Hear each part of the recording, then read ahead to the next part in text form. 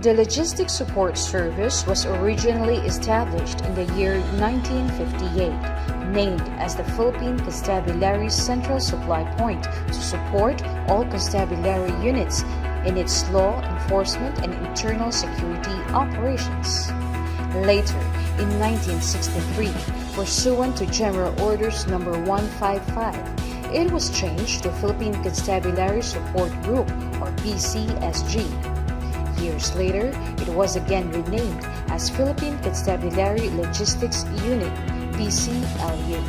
On May 4, 1978, the Philippine Constabulary Support Command, COSCOM, was established by virtue of GO number 3339.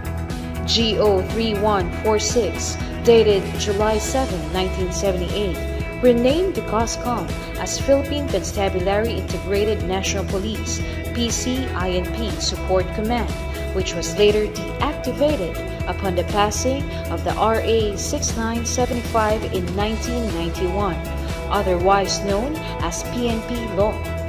This law gave rise to the PNP Logistics Support Command. On July 31, 1996, NAVOCOM Resolution number 96-058 renamed the Logistics Support Command, LSC, into its current name, the Logistics Support Service. The LSS has its vision that, by the grace of God, in the year 2025, the Logistics Support Service shall be a highly modernized and dynamic logistics unit of the PNP. And with the mission to provide logistical support and services to all units of the Philippine National Police. The Logistics Support Service is mandated to perform the following: to conduct procurement, storage, inventory, distribution, and disposal of PNP supplies and equipment, to undertake maintenance of PNP vehicles, armaments, and other equipment, provide transportation services in support to operational as well as administrative activities of the PNP, to undertake effective management control through accounting and monitoring of PNP supplies and equipment, to conduct disposal of PNP equipment and properties which are beyond economical repair, and to conduct other special logistics-related courses for the PNP personnel. In delivering its logistical support to all PNP units as well as public services, LSS was ably led by its previous directors, namely Brigadier General Eustaquio B. Mein, Brigadier General Levi M. Malto, Brigadier General Paul O. Cañalida, Brigadier General Ramon H. Salaya, Brigadier General Raul H. Imperial, Brigadier General Francisco S. Carrion, Police Chief Superintendent Nicasio Custodio, Police Chief Superintendent Rufino G. Ibay Jr., Police Chief Superintendent Evernino P. Mercates, Police Chief Superintendent Jose S. Andaya, Police Chief Superintendent Dominador A. Domingo, Police Chief Superintendent Alfredo L. Daluyaya, Police Chief Superintendent Hector R. Marcelo, Police Chief Superintendent Nicolas S. Olarte, Police Chief Superintendent Alejandro M. Gutierrez, Police Chief Superintendent Antonio P. Billones, Police Chief Superintendent Ricardo C. Quinto, Police Chief Superintendent Ameto G. Tolentino, Police Chief Superintendent Napoleon M. de los Santos Jr., Police Chief Superintendent Teodorido R. Lapus IV, Police Chief Superintendent George Q. Piano, Police Chief Superintendent Alfredo N. Cabales, Police Chief Superintendent Reynaldo S. Rafal, Police Chief Superintendent Manuel H. Cachero, Police Chief Superintendent Rex Milton A. Dolino, Police Chief Superintendent Raul Basilio D.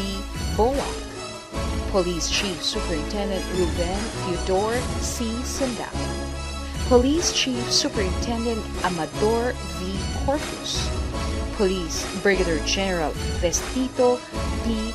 Gatera, Police Brigadier General Angelito A. Casimiro, Police Brigadier General Edward E. Carranza, Police Brigadier General Pascual G. Munoz Jr., Police Brigadier General Jimmy L. Macrae. Currently, LSS is headed by its Director, Police Brigadier General Mario A. Reyes, and ably assisted by Command Group, Police Colonel Francisco D. Duno Jr., Deputy Director, and Police Colonel Lou F. Evangelista, Chief of Staff.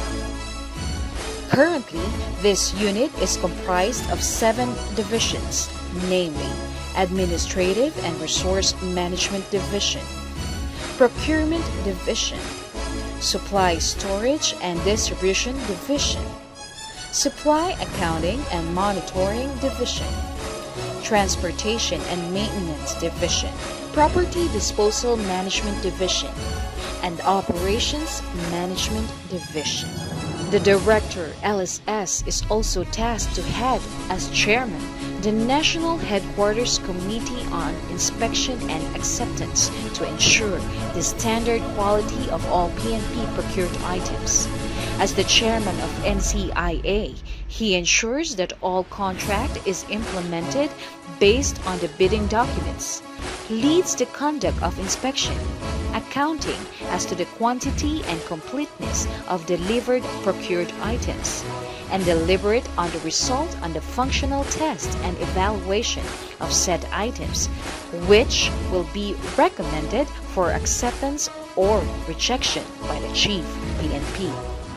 In ensuring the proper storage and distribution of PNP supplies and equipment, this unit spent years to upgrade its warehousing management by implementing appropriate systems and processes to include the application of the PNP Logistics Data Information and Management System, purposely to establish and maintain a central database that can provide a systematic, accurate, and timely means of accounting and monitoring of all logistical assets. As part of the logistics management, the role of the unit is to provide a steady source of PNP supplies and equipment to ensure that maximum logistical support and services will be delivered nationwide. Regular updating of the status of stocks plays a vital role in the process of warehousing. Accounting of turned-in firearms is vital in the life cycle of firearms prior to disposal.